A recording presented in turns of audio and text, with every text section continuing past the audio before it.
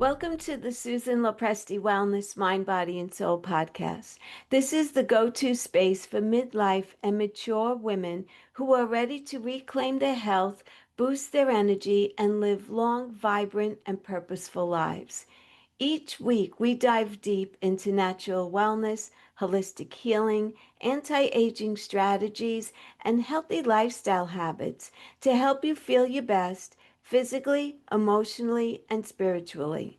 Whether you're navigating menopause, working through chronic conditions, or simply wanting to age gracefully and intentionally, this show is your sanctuary for science-backed insights, powerful stories, and soul nourishing inspiration. So if you're a woman over 40 or 50 or older looking to thrive in the next chapter of your life, you're in the right place. Today's guest is someone who is about to completely transform the way you think about skincare. Thomas Smith isn't just another voice in the beauty industry. He's one of the rare insiders who has shaped it from the ground up. With more than 3 decades of hand-on experience, Thomas has seen every angle of the beauty world. He managed the luxury cosmetics floor at Saks Fifth Avenue. He helped launch the first Sephora stores in the United States and led global skincare strategies for legendary brands under LVMH, Unilever, and Director. His portfolio reads like a who's who of beauty icons. Thomas has developed products for Cindy Crawford's Meaningful Beauty, played a key role in growing Anastasia Beverly Hills into a billion-dollar brow empire, and guided emerging and established brands to cult status worldwide. But what truly sets Thomas apart is his refreshing, honest, results-driven approach. After decades watching the industry overwhelm consumers with complicated routines, unnecessary products, and marketing confusion, he decided it was time for a radical shift. That shift became Skin at Work, a brand built on the belief that skincare should be simple, effective, and grounded in science, not in hype. Today, Thomas is known for cutting through the noise with myth-busting truths, straightforward advice, and deep commitment to helping people outsmart the beauty industry. He's here to help you skip the clutter, understand what really works, and spend less time on your skincare routine and more time living your beautiful life. So settle in because this conversation is about to change the way you think about your skin, your products, and your daily routine. Thomas, welcome to the show. Thank you so much for being here today. I'm so excited about our conversation. I am too. Thank you so much for having me. I really appreciate it. I love your show. You're very welcome. Thank you so much.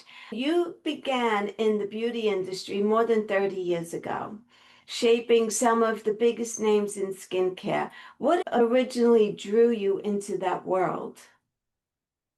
I always love to say that I didn't find skincare. Skincare found me. Okay. I stumbled into that. My mom likes to say that I started as a cosmetic stock boy, which is true. I was literally putting away perfumes and serums and moisturizers while I was going to college at Saks Fifth Avenue in Denver.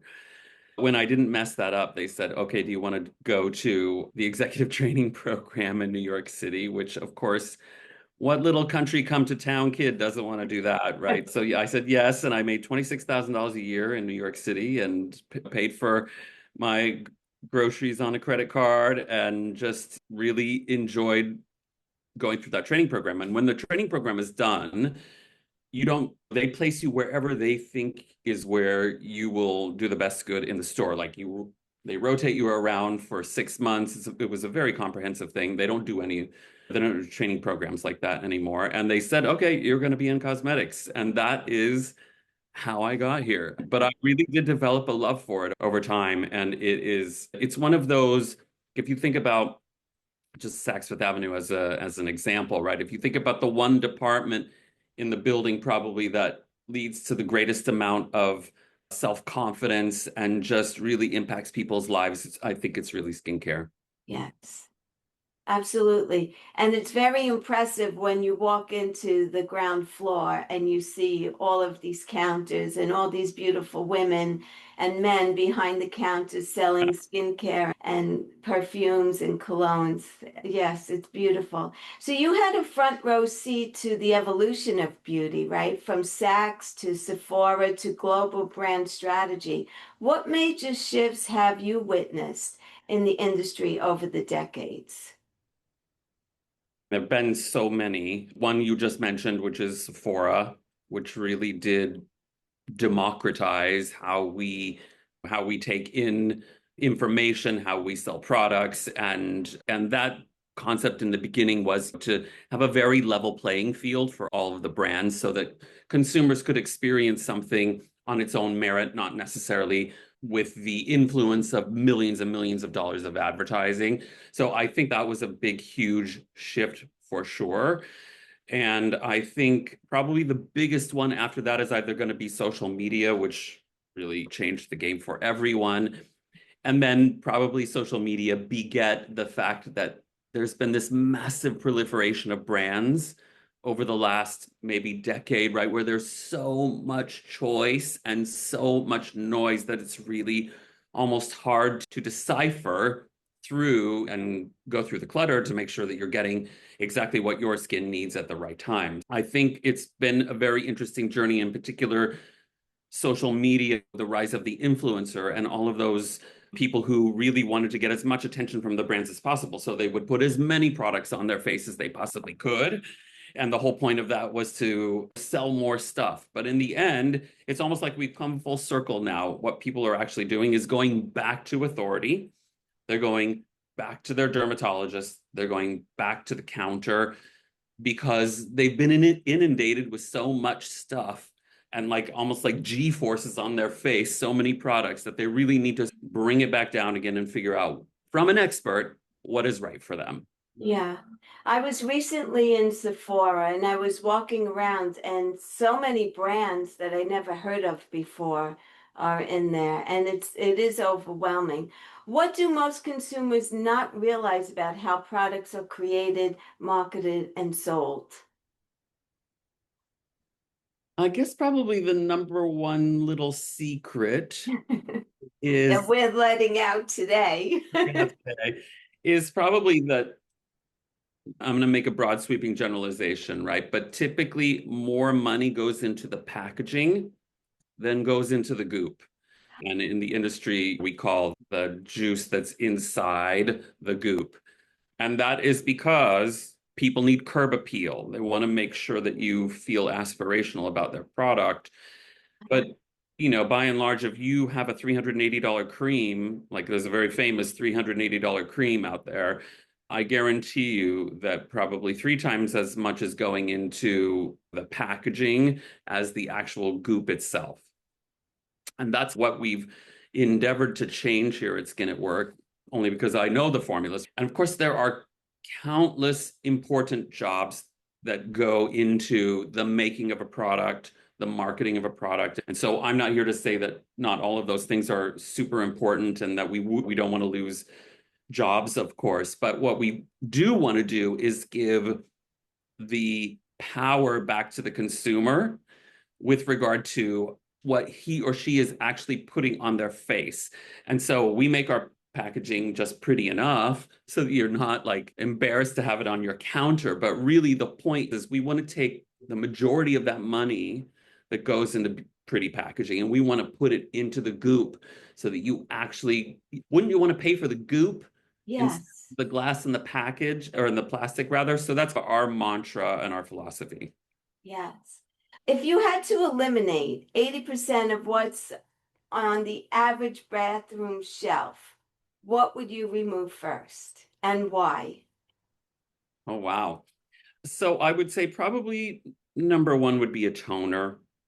So back in the day, back when I started in cosmetics, a lot of the formulas were not pH balanced.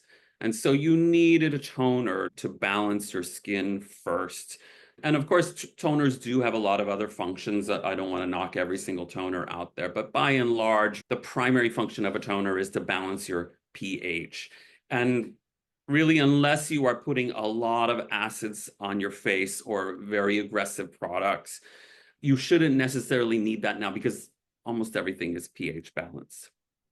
Number two is, and I know this is provocative, is I don't think you need an eye cream if you are using high enough powered skincare, or unless if you really love the ceremony of putting all the steps on, I say more power to you, right? But I don't think you're getting incremental benefit from an eye cream if your skincare is as powerful as ours is, or if you're using somebody else's skincare that's super powerful.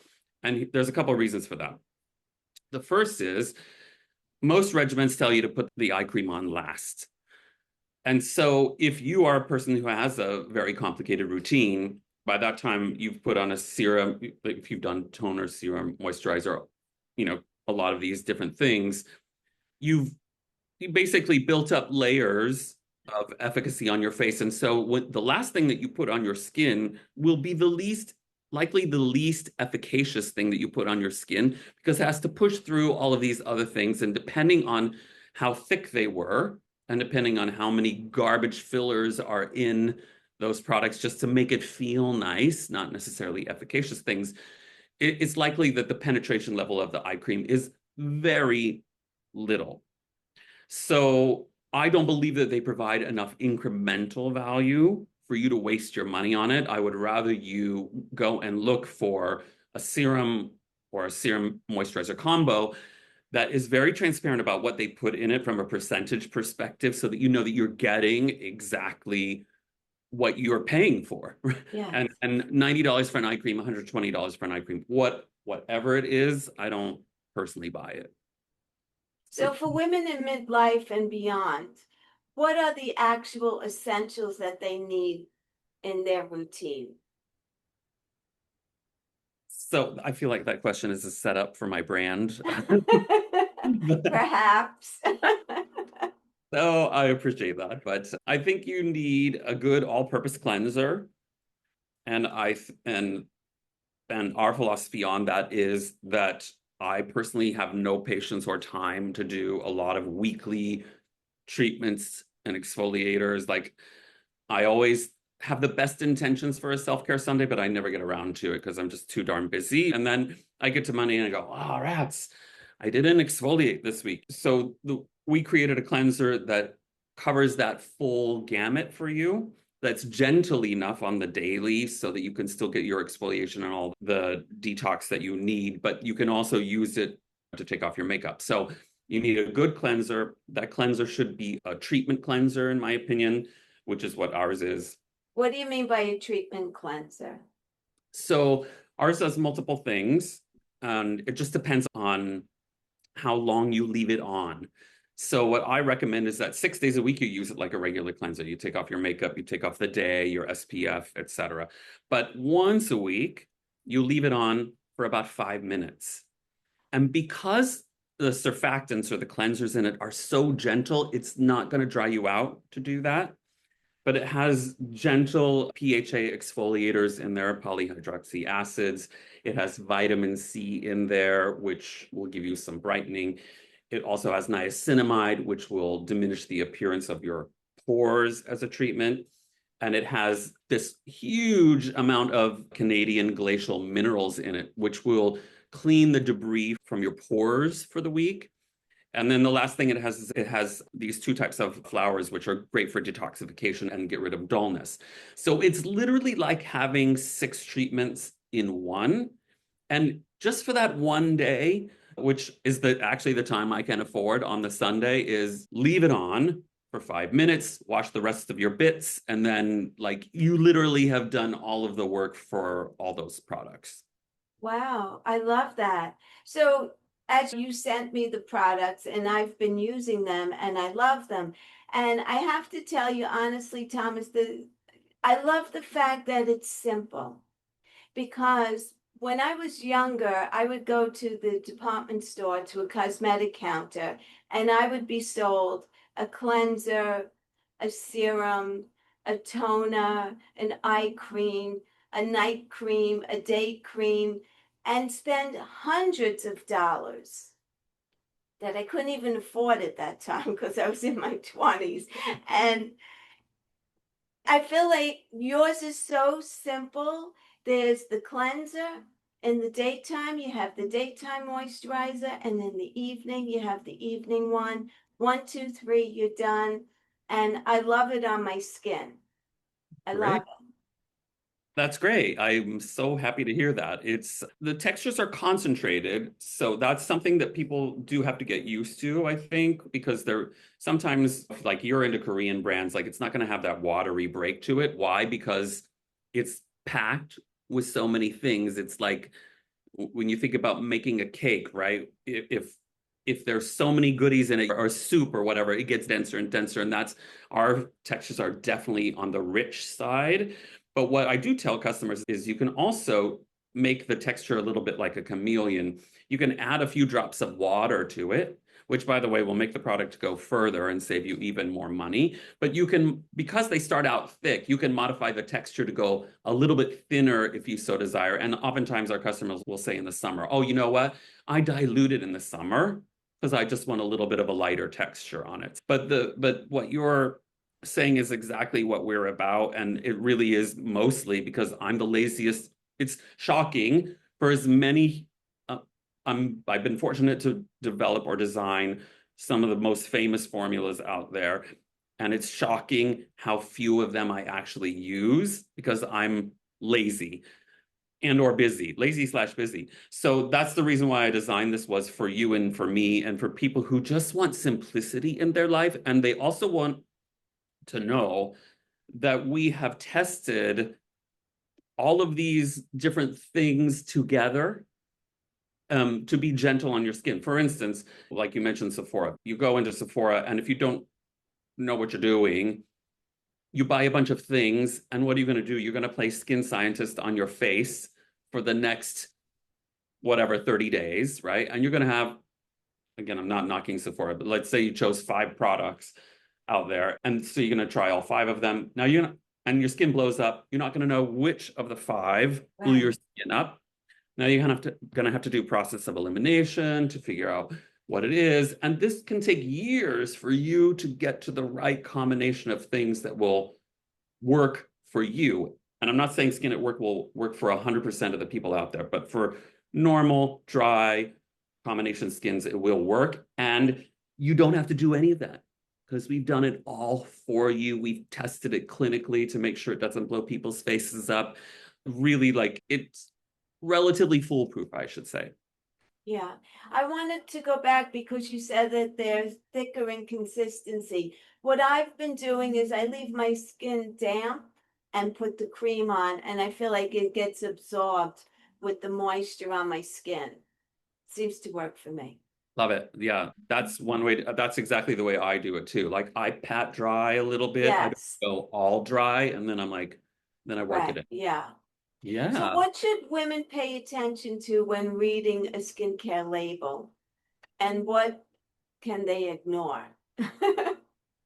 I think the first thing that you should do is look at the ingredient deck, which by law must be listed on every single product. Sometimes you need a magnifying glass. Yes. So I will pull out my phone and turn the camera on and read the ingredient label. And the important thing to know about that is that the first 5 to 10 products on the ingredient label are the most important ones because by law, people are required to list them in descending order of amount in there, Mhm. just almost like you would a recipe. If you don't see something that you can pronounce that sounds natural, of course, it's like a very broad generalization. In those 5 to 10 top ingredients, and if you really want to take the time and you want to turn the package around and look at the marketing, then you also want to make sure that some of those 5 to 10 are actually what they're marketing to you, right? To say, oh, this is what you're getting. Yeah. So that's important. If you see a lot of chemical names in those first 5 to 10, Yes. then you will probably assume that there are a lot of what I call fillers. And when I say fillers, what I mean is things that make it aesthetically pleasing to you to apply, but may not necessarily be doing anything good for your skin. And of course, there are exceptions to this rule, but I think that's just a good place. That's a good starting place for you to do.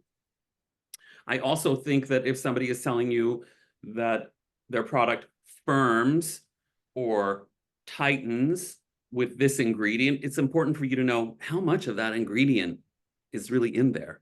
Or is it stuck at the bottom of the ingredient declaration? And what we crafty marketers call when we do that is we say, oh, that's a deck claim, meaning it's on the ingredient deck, but it's not doing anything necessarily. We're just saying, oh, with peptides. When people say with peptides, that means somebody has sprinkled some peptides in there, but they're probably not doing anything for you. So what you would look for is, clinically proven to increase firmness by X% with peptides. That's what you're looking for, because that means that it's just not some piggly amount in there.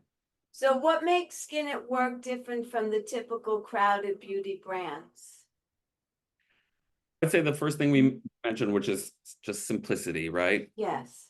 Simplicity, speed, and ease. Yes.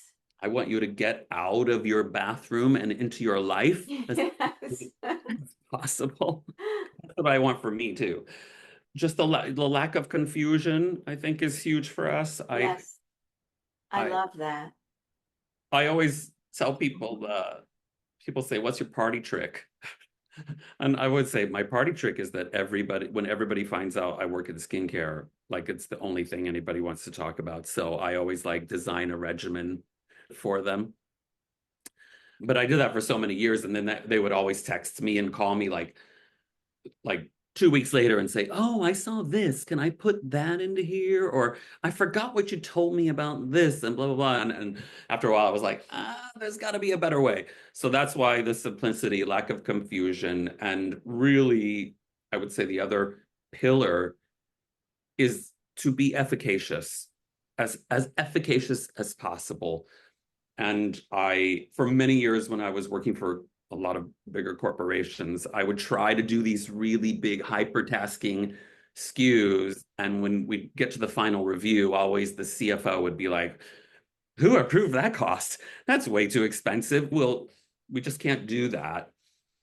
And that always gave me dissonance. I was like, you know what? If I ever do this again, I'm going to give customers exactly what they need to have the best skin possible. So that's the other pillar. Yeah, I love that. What's your philosophy on aging gracefully versus anti-aging promises? That's such a good question. I think you're going to see a shift with regard to longevity going forward. And I think that's going to be obviously a big buzzword as we continue to age, because aging is so multifaceted now. And I think while we do show before and afters of our product, it's not meant to make anyone feel bad. It's just meant to say, hey, you can look your best if you have these types of conditions, and this is how we will solve them. But I think really it's what you stand for with regard to your podcast, which is all of the aging from the inside out, right? Which Yes. is, and I know when I tell people this, they're always like, oh, that's like such an obvious, like that's Captain Obvious. And I'm like, yeah, it is Captain Obvious. It's all the basic things. What you put in your body shows on what your body looks like on the outside. So Yes. it can't be garbage in, amazing out. It's going to be garbage in, garbage out, as they like to say. You've got to make sure that you are reducing stress, which is something that Dr. Murad always told me. He would say to me, "Thomas, you can put a cream on your face." He's like, "If you are super stressed, it's not going to do that much good." So really, it's this holistic look to me about longevity and what that looks like, and making sure that our hormones are balanced. And there's a ton of podcasts out there, and I'm sure yours have many topics as well that can cover that. Yes, absolutely. Absolutely. I think the products are great. I've been using them for over a month, I want to say, and I use them day and night, and I love them. And I do see, not that I'm proud of it, I'm actually embarrassed, but I smoked cigarettes for many years. I quit 33 years ago, but the damage around my mouth, I believe, is from cigarette smoking, always like that. And the lines do look less intense than they used to. Ah, that's great. Yes. Oh, I'm so happy to hear that. I was never a smoker myself, but I have to tell you, if I had a drink in my hand now, I miss the smell of smoke. You don't see too many people smoking any longer. Unless you go to Europe, and then I'm always shocked. Oh, Yes, wow, there's people smoking here. yes, absolutely. Were you a Studio 54 gal in New York City? I've been there several times. Yes, I was there. My girlfriend, who she was, for 20 years, she was my best friend. She would tell me of all the New York stories, and they were what a time, right? Yes, I'd love to go back to those times just for a couple of days. Just for a visit, just for a visit. That's it. Absolutely. Thomas, anything you'd like to leave my audience with? And also where we could find your products? Sure, yes. So we are sold on Amazon.com as well as our own website, which is skinatwork.com. On Skin at Work, we sell, like for instance, I sent you all three products. So we bundle those up and give you a discount versus with Amazon, you just buy them straight up. It just depends on what people like. If you want it right now and you also want the ease of returning, then Amazon is probably the place to go. Otherwise, you'll get a better value with us. I would just say, if I was to leave the audience with anything, is just really buyer beware. Just make sure, I know that skincare is it's fun, right? People love the ceremony and the ritual of skincare, but just pay attention to what crafty marketers, what they're saying, and try to really weed through and look at the actual facts of your product. You know, how much of something is in there? Is it doing a good job for you? What are you really paying for? Are you paying for a multi-million-dollar campaign? Or are you actually paying for results on your skin? I think that's the key. Excellent. Thank you. You're not in any department stores. Do you see yourself ever being in a department store with this brand? Probably eventually, but it's just so much work and so much money. So I would say for us, we're going to build up our brand online first, Yeah. which I know people are saying is not in vogue anymore. But the thing is, you can really control the message when you're your own person. And what I find is oftentimes when you go into retailers, you'll get put into the best practice bucket, right? So you'll go into these meetings and they'll say, I was doing this and it's working really well. And I was doing this, that seems to be working well. And then pretty soon all the brands just sound the same and they look the same. And so we're trying to avoid that as long as we can. Yeah, I get it. I get it. Well, I wish you the best of luck because I think the brand is excellent. I love it. And I will definitely buy it when I run out. And the other thing I do want to say is that a little goes a long way. Like I have it over a month and a half, probably 2 months. And I really haven't made a dent in either one of them. So just a little really goes a long way, especially if you leave your skin a little moist and then put it on, it covers beautifully. Your skin looks great. I'm sure you've done all of the right things over the years. You look terrific, but I'm happy to hear that you're loving the products. That's why we get up every day and throw the covers off. So we want you to. Thank you, Thomas. I love it. You were a great guest, and I love your energy, and I wish you the best of luck with everything. Thank you for your kindness. I really appreciate it. You're welcome. Thank you so much for joining us for this eye-opening conversation with Thomas Smith. I hope you're walking away feeling clearer, more confident, and ready to simplify your skincare routine in a way that truly supports your well-being. Thomas has given us something so many women have been craving: straight talk, real education, and permission to let go of the overwhelm. His message is a powerful reminder that skincare doesn't have to be complicated, expensive, or filled with endless steps. What matters is choosing products that work, understanding what your skin actually needs, and remembering that age is beautiful and a natural part of our journey. If you want to learn more about Thomas or explore his mission behind Skin at Work, be sure to check out the links in the show notes. As always, thank you for tuning in to the Susan Lopresti Wellness Mind, Body, and Soul podcast. If this episode inspired you, please share it with a friend, leave a review, or subscribe so you never miss a moment of wisdom and wellness. Until the next time, take good care of yourself, your mind, your body, and your soul. And remember, simplicity is powerful, and you deserve to feel radiant at every age.